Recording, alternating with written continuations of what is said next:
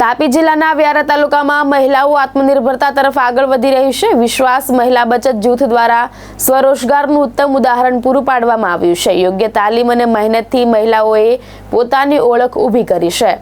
તાપી જિલ્લાના વ્યારા તાલુકામાં કાર્યરત વિશ્વાસ મહિલા બચત જૂથ મહિલાઓના સશક્તિકરણ માટે પ્રેરણાદાયી બની રહ્યું છે।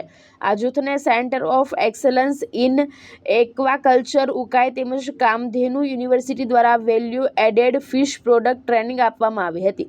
તાલીમ દરમિયાન મહિલાઓને માછલીમાંથી વિવિધ ઉત્પાદનો બનાવવાની રીત, સ્વચ્છતા, પેકેજિંગ અને માર્કેટિંગ અંગે પ્રાયોગિક માર્ગદર્શન આપવામાં આવ્યું હતું।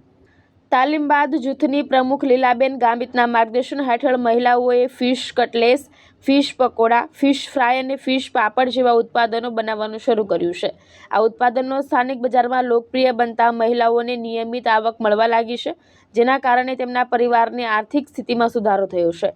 વિશ્વાસ મહિલા બચત જૂથની આ સફળતા અન્ય મહિલાઓ માટે પણ પ્રેરણાદાયી બની છે અને સાબિત કરે છે કે યોગ્ય માર્ગદર્શન મળે તો મહિલાઓ આત્મનિર્ભર બની શકે છે।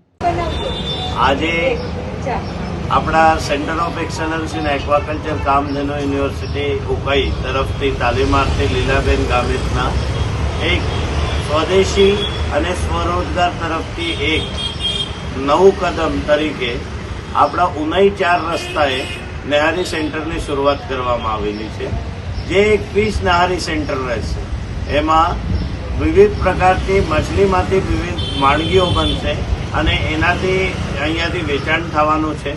આજે આ પ્રસંગે અમે અહીંયા ઉપસ્થિત હતા, તો બેન આપનું ખૂબ ખૂબ તમને ખૂબ ખૂબ એક અભિનંદન।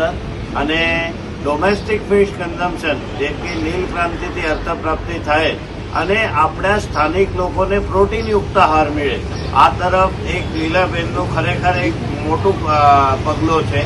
અને આપ સૌ સાથ સહકારથી અહીંયા વાનગીઓની રુચિ ધરાવતા જે નોનવેજ ખાય છે એ લોકો જરૂર પધારો એવી આશા રાખું છું। ધન્યવાદ।